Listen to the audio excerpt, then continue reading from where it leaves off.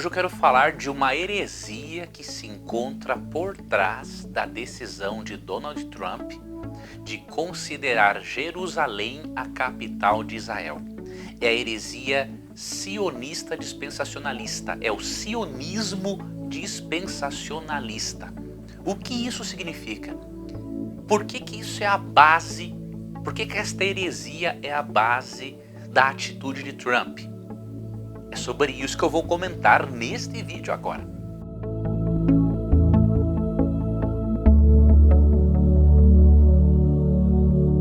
O sionismo, é um movimento político que acredita que o povo judeu precisa novamente ter o Estado Nacional Judaico independente e, obviamente, dominar Israel.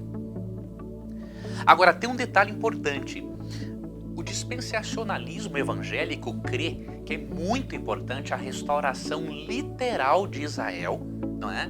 Para que a igreja seja arrebatada, para que Jesus volte, ou seja, é fundamental para a teologia dispensacionalista, não é? A restauração de Israel à sua condição original. E, obviamente, esta é a crença que faz parte dos adeptos da direita cristã, dos incentivadores de Donald Trump para que ele tomasse essa decisão. Eu não vou nesse vídeo me ater à questão política, eu comentei um pouquinho no vídeo anterior e até indiquei um livro no qual você pode se informar mais a respeito.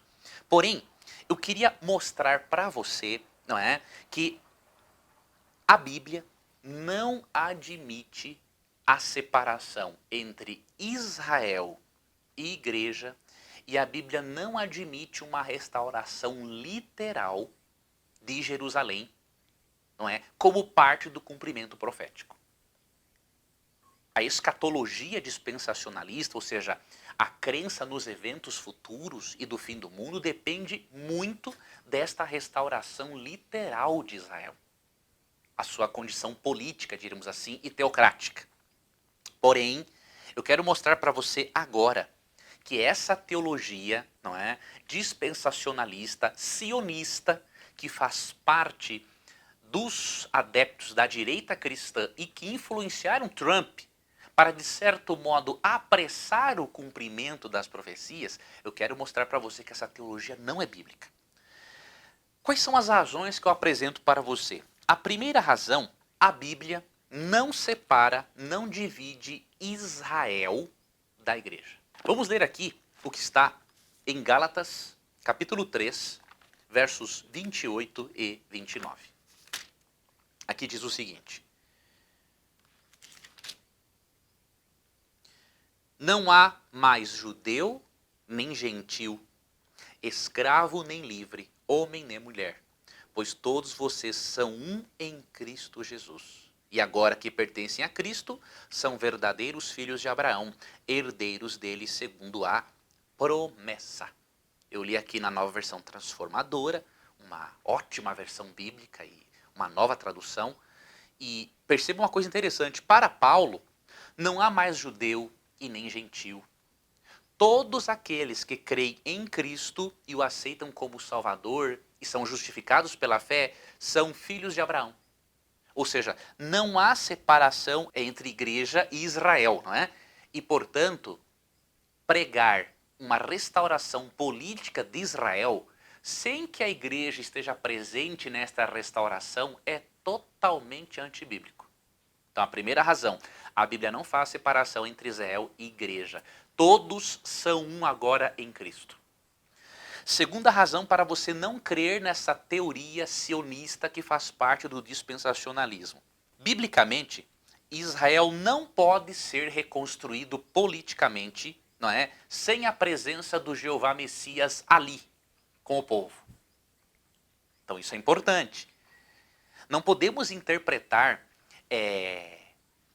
esta atitude, esse decreto, diríamos assim, de Trump, como uma oportunidade para cumprir as profecias, concernentes à restauração de Israel, porque a Bíblia não admite uma restauração política de Israel sem a presença de Cristo.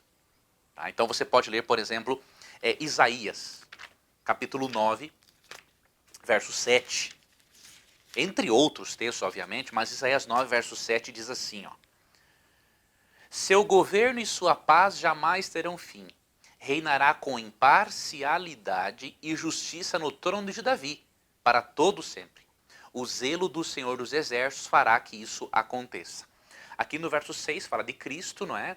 É o maravilhoso conselheiro, Deus forte, Pai da eternidade, príncipe da paz. E no verso 7 diz que o reino dele jamais terá fim. Ou seja, a restauração, não é, do Israel de Deus sempre esteve ligada ao governo do Messias. Como o povo de Israel não foi fiel no cumprimento dos seus requisitos no pacto, no concerto com Deus, se tornou inviável a restauração, né, de Jerusalém. Quando isso ocorresse da perspectiva bíblica, o Messias estaria presente. Então, uma restauração agora de Jerusalém à sua condição original como capital, não é, israelense, ela é totalmente irrelevante, porque à luz da Bíblia, para que isso fosse relevante no passado, não é, o Messias tinha que estar reinando. E Jesus, obviamente, não voltou. Um outro aspecto para negarmos a heresia sionista é de que Jesus interpretou as esperanças de Israel de uma forma diferente. Isso aqui é muito importante. Cristo não designa só a Israel, mas a todos os seguidores espirituais como sendo aqueles que possuem a terra. Isso aqui é importante. E uma outra coisa, Cristo não prometeu para os seguidores espirituais dele Jerusalém. Ele prometeu a terra inteira, o mundo. Aqui é importante esse texto. Mateus, capítulo 5. Vou ler para você Mateus, capítulo 5, versos 3 e 5. Felizes os pobres de espírito, pois o reino dos céus lhes pertence. Verso 5. Felizes os humildes, pois herdarão a terra. O que Cristo faz aqui nesse contexto? Ele aplica a herança espiritual e territorial de Israel à igreja. E diz que agora ele amplia. Ao invés de dar um território para Israel, ele vai dar o mundo para a igreja. Ele está aqui, nesse texto, adaptando o Salmo 37, versos 11 e 29, onde Deus promete dar a terra para Israel. Cristo diz o seguinte, não, agora a terra que eu vou dar para vocês não será apenas Jerusalém. A terra que eu vou dar para vocês é o mundo, é a terra restaurada. É claro que Cristo está dizendo aqui. E se você querer que Cristo é o maior intérprete da Bíblia, você vai aceitar o que Cristo está dizendo, não é? E não o que os dispensacionalistas têm dito. Outra coisa, para Jesus, a restauração territorial de Israel, diríamos assim, não é tornar Jerusalém a capital de Israel. Para Jesus, a restauração territorial é a restauração do mundo para que o mundo se torne uma nova terra. Se você ler, por exemplo, Isaías, não é? 11, 6 a 9, que fala da restauração do planeta Terra, não é? Aqui para Israel, você vai para Apocalipse 21 e 22 e você percebe, não é? Que para os autores do Novo Testamento e também para Cristo, obviamente, não é? A consumação de uma restauração de Israel é a restauração não territorial de Jerusalém, mas a restauração do planeta à sua condição edênica. Quando Deus promete um novo céu e uma nova terra, você percebe que agora os autores do Novo Testamento ampliam esta restauração territorial para uma restauração mundial. E olha outro texto interessante de Cristo. Eu vou abrir para você aqui em João 4, 21, que comprova também que Cristo não prometeu uma restauração territorial em Jerusalém, mas uma restauração do mundo. Tá? Então em João 4, 21, Cristo diz o seguinte, Jesus respondeu, aqui ele está falando com a mulher samaritana, que era, obviamente, tinha algumas crenças equivocadas, mas veja o que ele fez. Creia em mim, mulher, está chegando a hora em que já não importará se você adora o Pai neste monte ou em Jerusalém. E aí diz o verso 24, não é? Verso 23. Mas está chegando a hora, e de fato já chegou, em que os verdadeiros adoradores adorarão o Pai em espírito e em verdade. Cristo fala claramente para a samaritana o seguinte: olha, está chegando a hora em que não importa se você vai adorar o Pai aqui, em Samaria, não é? Ou em Jerusalém. Ou seja, Cristo não considera mais Jerusalém como o centro do governo teocrático de Deus. Ele amplia. Não é? E tanto que no verso 23, ele diz que os verdadeiros adoradores adorarão o Pai em espírito e em verdade. Ele está incluindo aqui todos, não é só Israel. Ele inclui também a igreja. Tá? Outra razão para não crermos nesta heresia sionista, que é a base, uma das bases do dispensacionalismo, não é? Encontramos aqui no apóstolo Paulo. O apóstolo Paulo também declara que a promessa territorial não é em Jerusalém, não é a restauração de Jerusalém, é a restauração do mundo. E outra coisa que ele diz, que a essência do Antigo Testamento, né, do concerto entre Deus e Abraão, não é a restauração de Jerusalém simplesmente, é a restauração do mundo para aqueles que, assim como Abraão, vivem pela fé. Paulo faz isso em Romanos 4,13. Romanos 4,13 diz assim: a promessa de que Abraão e seus descendentes herdariam toda a terra não se baseou em sua obediência à lei de Deus, mas sim no fato dele ter sido considerado justo quando teve fé. Veja, aqui ele está comentando lá Gênesis 13, entre outros textos, 13 a 16. E aqui ele fala que a promessa, né, de que Abraão e seus descendentes herdariam a terra, né, se baseou não em sua obediência, mas no fato de ele ser declarado justo. Veja, ele liga aqui a restauração, ao cumprimento da promessa a Abraão com a justificação pela fé em Cristo. Então, em Cristo, as profecias concernentes a Israel se ampliam totalmente. Tá? E aqui tem outro texto que eu gostaria de deixar para você, que esse texto é um dos mais fortes. Aqui em Hebreus 11 percebemos que Abraão e seus descendentes espirituais contemplaram pela fé algo muito mais permanente e glorioso do que a conquista da Palestina. Você quer ver? Para a Bíblia, Abraão e seus descendentes espirituais têm que contemplar algo muito maior do que a conquista da Palestina. Vou ler para você Hebreus, capítulo 11.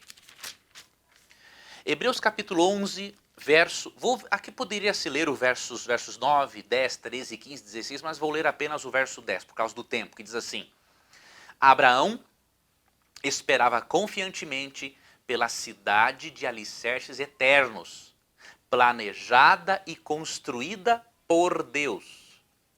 Agora o verso 16.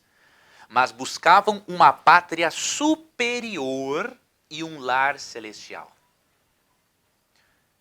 Deus mostra para nós aqui claramente que Abraão não esperava uma restauração simplesmente de Jerusalém, nem os descendentes dele.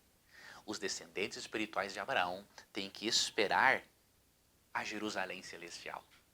O foco do cristão não pode ser a Jerusalém terrena. O foco do cristão tem que ser a Jerusalém celestial, porque Cristo e os autores do Novo Testamento transferem o foco para a Jerusalém celestial. Eles ampliam. Ao invés de Deus restaurar simplesmente Jerusalém, ele vai dar-nos a Jerusalém celestial. Ele vai restaurar o mundo e depois dar-nos a Jerusalém celestial. Um outro detalhe importante é Pedro também transfere a esperança de Israel para a igreja. Olha que coisa importante. Aqui em 2 Pedro 3, 12 e 13, quando ele fala da nova terra, Pedro está, obviamente, tendo em mente Isaías 65, 17, que promete a nova terra, só que Pedro, ele transfere a esperança de restauração não para Israel como nação, não para a restauração de Jerusalém, a sua condição de cidade capital, não. Pedro transfere a esperança de Israel para o novo céu e a nova terra. Porque ele diz em 2 Pedro 3, 12 e 13, nós, porém, aguardamos novo céu e nova terra, nos quais habitam justiça. Os autores do Novo Testamento não têm em mente essa ideia de uma restauração da Jerusalém aqui, política simplesmente, eles ampliam. A escatologia deles vai para longe, é muito além do que simplesmente a restauração de Jerusalém. E para finalizar, quando Cristo voltar, ele vai levar a sua igreja, não de uma forma secreta, porque de acordo com 1 Tessalonicenses 4, 16 e 17, o arrebatamento da igreja é acompanhado de som de trombeta, ou seja, é audível, é acompanhado da ressurreição dos mortos e da transformação dos vivos, ou seja, um evento visível. E depois deste período, de acordo com Apocalipse 20, os justos estarão no céu por 1000 anos. E só após os 1000 anos, de acordo com Apocalipse 21 e 22, a nova Jerusalém desce até o nosso planeta. E aí Deus restaura o nosso planeta e o nosso planeta se tornará a capital do universo. Por quê? Porque Deus habitará com o seu povo. Veja como o Novo Testamento amplia. Concluindo, em Cristo, Israel e a igreja são um. E eles se encontram na mesma cidade, a Nova Jerusalém Celestial. Não se encontram na Jerusalém daqui. Portanto, uma restauração de Jerusalém, a sua condição política. Portanto, quando Trump declara, né, Jerusalém como a capital de Israel, isso é totalmente irrelevante para a teologia bíblica. É relevante para a teologia dispensacionalista, mas para a bíblica é irrelevante, porque em Cristo Israel e igreja são um, e ambos morarão na mesma cidade, a Nova Jerusalém. E você pode ler também sobre isso em Apocalipse 21, 12 a 14. Segunda conclusão, o dispensacionalismo é falso. Não existe separação entre Israel e igreja. Em Cristo, todos são um. Em Cristo, todos aqueles que são justificados pela fé são descendentes espirituais de Abraão e morarão todos juntos na mesma cidade, na Nova Jerusalém Celestial, não nessa daqui. Terceira conclusão, o sionismo é falso. Este movimento que tenta dar à nação judaica de forma literal, não é, o domínio de Jerusalém para o Estado de Israel, isso aí para a profecia bíblica é totalmente irrelevante, portanto o sionismo é falso. E a última conclusão, Trump foi influenciado pela direita cristã, mas ele perdeu tempo. Trump e a direita cristã perderam tempo, por quê?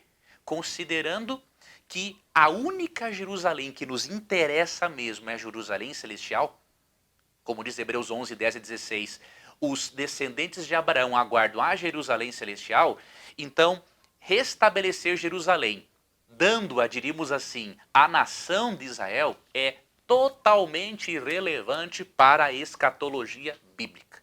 E por isso, meu amigo, você que é um pentecostal, você que é um dispensacionalista, você precisa fazer uma escolha. Você precisa escolher o dispensacionalismo ou a Bíblia. Eu oro para que você escolha a Bíblia e abandone essa teologia dispensacionalista que não agrega em nada para a nossa compreensão da palavra de Deus e da escatologia bíblica. Tá bom? Numa outra oportunidade, eu vou detalhar alguns textos a mais para você num artigo, tá ok? Aí eu vou avisar você. Eu tenho certeza que isso vai lhe ajudar. Deixa eu finalizar te indicando algumas obras mais, ó. Eu extraí algumas informações dessa obra preciosa. Ela vai voltar a ser publicada. O Israel de Deus na Profecia. Princípios de Interpretação Profética, do Dr. Hans Kala Rondel. Aqui ele mostra claramente que o dispensacionalismo é falso. Não há separação entre Israel e igreja. Tá? Um outro livro importante, eu vou deixar aqui o link também para você, é esse livro aqui, ó, Dispensacionalismo em Análise, de Arthur W. Pike. É um livro muito interessante. Ele foi dispensacionalista e ele deixou de ser dispensacionalista porque ele percebeu a falsidade da teologia dispensacionalista. Não estou falando dos meus irmãos dispensacionalistas, pelo contrário. Existem muitos irmãos dispensacionalistas, né, que buscam mais ajuda do que eu. Então quem sou eu para falar desses irmãos? Não é isso. Eu estou aqui discutindo ideias, não pessoas, tá bom? Um forte abraço, muito obrigado por ter assistido esse vídeo e até um próximo encontro. Você quer estudar a Bíblia, aprender uma metodologia para interpretar o texto bíblico? Eu criei um seminário, o Seminário de Interpretação Bíblica, em que eu ensino o método da leitura atentiva. Você já ouviu falar sobre isso? Pois nessas 4 aulas eu dou dicas muito preciosas para você estudar a Bíblia, a fim de se aproximar ainda mais das verdades libertadoras de Cristo. Aproveite, aqui neste canal esse seminário está disponível para você. Será para mim uma honra lhe ajudar no estudo da Bíblia. Para você aproveitar ao máximo este canal, eu lhe peço 3 coisas. Primeiro, se inscreva, né? Inscreva-se no canal para você ser notificado. E para você ser realmente notificado, você vai perceber que tem um sininho. Clique nesse sininho e sempre que nós publicarmos algo de diferente, que com certeza será muito relevante para você, você será notificado. E o terceiro pedido que eu faço, compartilhe com as pessoas. Talvez você não tenha tempo para mandar mensagens bíblicas para todas as pessoas que você gostaria. Por que não aproveitar as respostas prontas para você enviar para aquelas pessoas que você quer ver no céu e quer ensinar acerca das verdades bíblicas? Tá ok? Aguardo então a você, vamos trabalhar juntos, que Deus te abençoe.